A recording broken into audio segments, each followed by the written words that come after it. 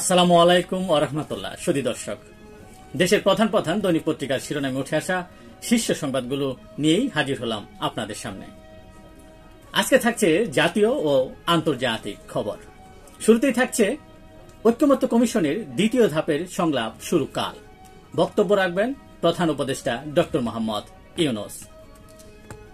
BNP ও জামাত সহ অন্যান্য দলগুলোকে আমন্ত্রণ জানানো হয়েছে। বিএনপিকে যমুনায় ডেকেছেন প্রধান উপদেষ্টা। শহীদদের প্রত্যাশিত বাংলাদেশ গড়তে দোয়া চায় বলছিলেন বিএনপির ভারপ্রাপ্ত চেয়ারম্যান তারেক রহমান।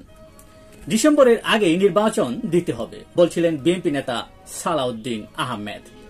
করিডোর দেওয়ার এখতিয়ার এ সরকারের নেই বলছিলেন বিএনপি নেতা আমির খসরু মাহমুদ চৌধুরী। আমরা জামায়াতকে নয়, ইসলামকে ক্ষমতায় আনতে চাই বলছিলেন জামায়াতের আমির ডক্টর শফিকুর রহমান। সংস্কার ও বিচারের আগে নির্বাচন নয়, সরকারকে জামায়াত ইসলামী। যুদ্ধ অপরাধের বিচারকে ইসলাম বিরোধী বলে প্রচার করা হচ্ছে বলছিলেন আনু মোহাম্মদ।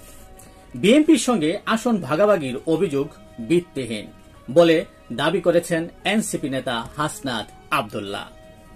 গতকাল বরিশালে জাতীয় পার্টির প্রতিবাদ ও বিক্ষোভ মিছিলে গণ অধিকার পরিষদের নেতাকর্মীদের সঙ্গে হামলা ও পাল্টা হামলার ঘটনা ঘটে। জুলাই মানবতা বিরোধী অপরাধ, শেখ হাসিনার বিরুদ্ধে ট্রাইব্যুনালে আনুষ্ঠানিক অভিযোগ আজ সরাসরি সম্প্রচার করবে বিটিভি। সংস্কার ছাড়া সুষ্ঠু নির্বাচনের মাধ্যমে ক্ষমতায় গেলেও শাসক ফের দানব হতে পারে বদিউল আলম মজুমদার। নিবন্ধন ফিরে পেতে জামায়াতের আপিলের রায় আজ। রংপুরে বৈষম্য বিরোধী দুই নেতাকে জিজ্ঞাসাবাদে ছুটে এলেন সার্জিস আলম তথা সেনাবাহিনীর জিজ্ঞাসাবাদে সার্জিস আলম ছুটে এলেন। নিয়ন্ত্রণহীন অপরাধ বেড়েছে খুনোখুনি, 4 মাসে ঢাকায় খুন 136, সারা দেশে 1244। সুব্রত বাইন গ্রেফতার হলেও অন্যরা অধরা। সারা দেশে 10 মাসে গ্রেফতারের চিত্র 3,59,000। কারাগারে আছে 73,006 জন। মে মাসে গড়ে প্রতিদিন গ্রেফতার 1,476 জন। কুড়িগ্রামের রৌমারীতে ফের বাংলাদেশের আকাশ সীমায় ভারতীয় ড্রোন উঠতে দেখা গেছে। দেশের প্রধান প্রধান দৈনিক পত্রিকার শিরোনামে উঠে আসা আন্তর্জাতিক খবরগুলোর মধ্যে শুরুতেই থাকছে সিরিয়ায় ফের বিমান হামলা ইসরায়েলের, এতে 1 জন নিহত ও 3 জন আহত হয়।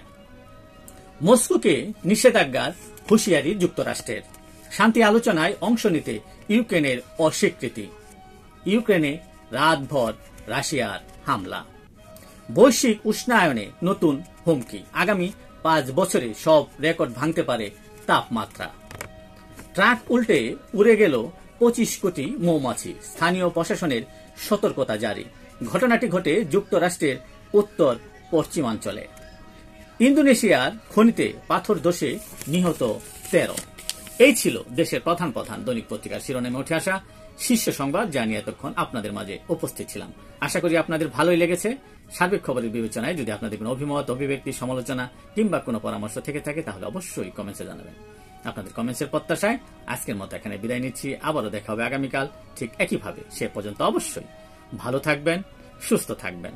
আসসালামু আলাইকুম ওয়া রাহমাতুল্লাহ।